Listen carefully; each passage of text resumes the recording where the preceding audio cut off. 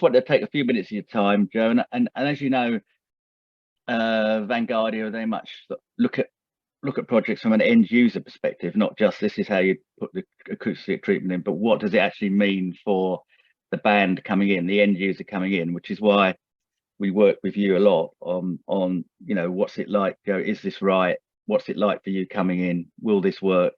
And maybe you could just give a few examples of some of the arenas, for example, that maybe you've had experience with.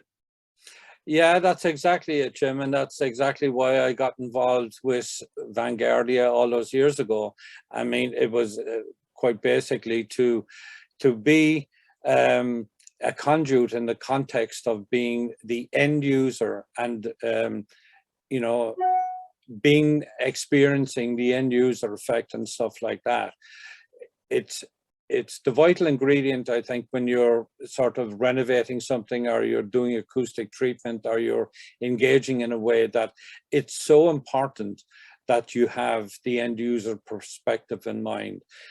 Most arenas are built multi-purpose, multifunctional. So the concert industry and music industry is you know, is part and parcel of you know, the calendar year for that particular arena, whichever it is, because it's normally the sporting franchises, the anchor tenant, and you do end up, you know, going to a particular venue,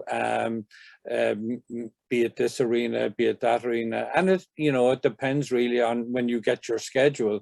Like, for instance, I'll take you back to a scenario that you will probably remember quite well, which was the it was the Hydro in Glasgow, and we were performing at the MTV Awards, and it was probably the most horrendous acoustic sound that I've heard in my lifetime with the band and stuff like that. So much so that it was almost impossible to play on stage.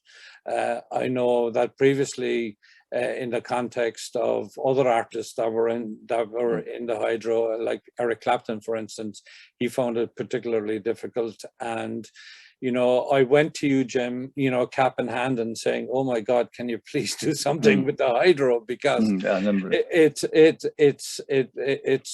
like in a very bad shape, you know. And I think Harvey Goldsmith's been back contacted me as well. I think one of his shows, I don't know if it's Rod Stewart or whatever, but yeah, and I mean, it was just, and that's just one, for instance, case in point. But I remember, like, quite a few years later when I got my schedule in, okay, we're going to do this tour and this is what we're doing, and you immediately look at your venues and you go down the list and you see Glasgow, and across from it you see Hydro, and it's an oh my God situation, because you go, oh, we're not playing there. How did we end up in there, you know?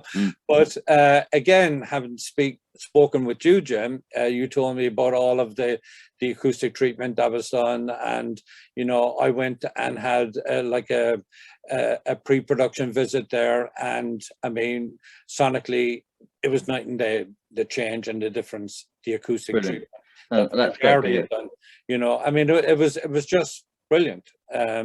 Really good, really good. You know, and there's other arenas that you know, that you've been involved in, like, for instance, when we get our date sheet again and you look at Paris and you see Palais d'Omni Sport de Bercy, and you kind of go, oh my God, you know. And I mean, that's like, was designed specific as a sports arena, like for ice hockey, for basketball, for everything.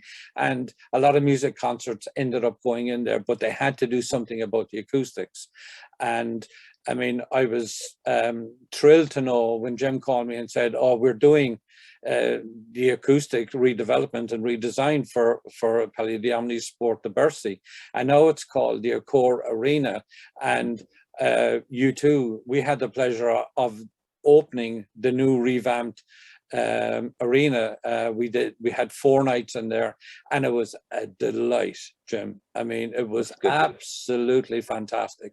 And I mean, the importance of acoustic design, concept treatment, and all of that sort of thing is such a night and day element in the difference between, you know, an artist going on stage in a proper acoustic environment. There's a certain air of being comfortable in your surrounding, and you get the best out of the arena, and you also get the best for your audience out there, because you know the acoustics are not going to be you know, very ambient and very reflective, and all of the things that are, you know, synonymous with arenas that are not designed specific for the concert music industry. You know, that's another one of them. You know, I mean, the London O2 Arena, Jim, I mean, that was a dream. And I mean, being involved with that for as long as I was, with every aspect of it, and you know, seeing that through from the very beginning. And the great thing about that is that, you know, that was a design build, and we were involved from the very start, which is the essential ingredient in moving forward with stuff like that. You know, and it's interesting that one we did, you know, as Vanguardia, and also Bure Happold, who now Vanguardia part of Bure Happold, also did all the structure engineering. So it's a good tie up for us. Yeah, absolutely. You can see that the combination obviously worked back then, and it's good to see that going forward the combination is now going to be very proactive in future arena development, you know. Brilliant.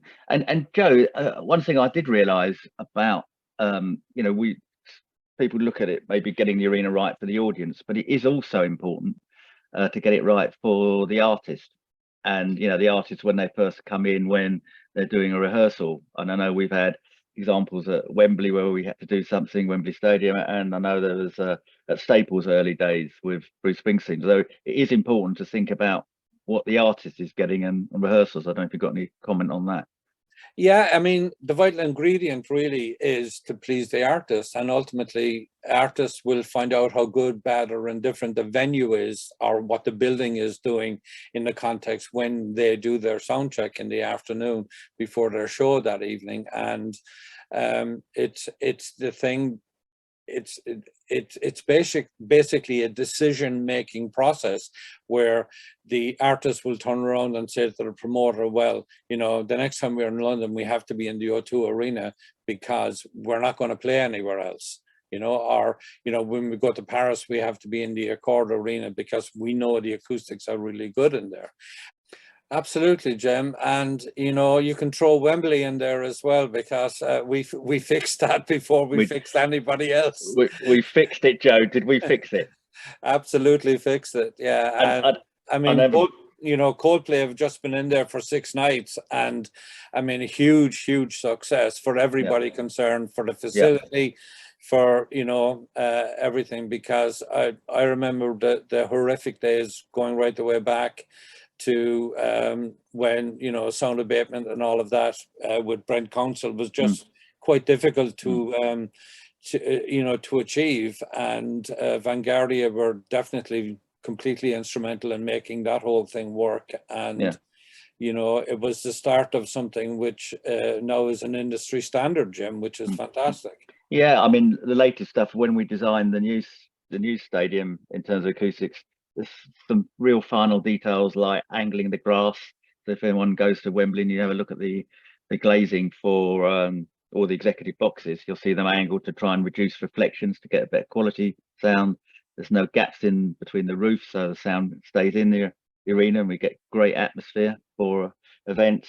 And of course, just very recently, we've got a new D&B system in there hanging from the roof, clusters, whereby the actual clusters rotate, so that when we've got a concert in play, the clusters rotate so they're in the right angle for the audience. So and Coldplay use that to great effect the other week.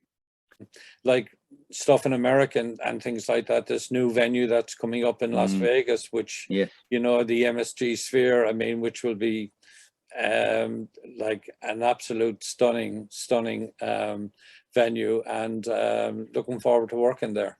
Yeah, and that would be great, Joe. As you know, we've been involved as well. We've both been involved from different angles, coming in testing different systems. So I'm really looking forward to getting that to fruition next year and working with you on that. So yeah, that's just going to be taking it to the next level, which would be absolutely fantastic. Yeah, I mean, MSG are a fantastic company to work with, and I mean, the work that they did on Madison Square Gardens as a venue is it's the best venue arena sonically and every aspect of it in America now, and you know, that holds true to their development, you know. Brilliant. Okay, well, thanks again, Joe, and let's catch up again soon the next few weeks. Thank you. Okay, Jim, thank you.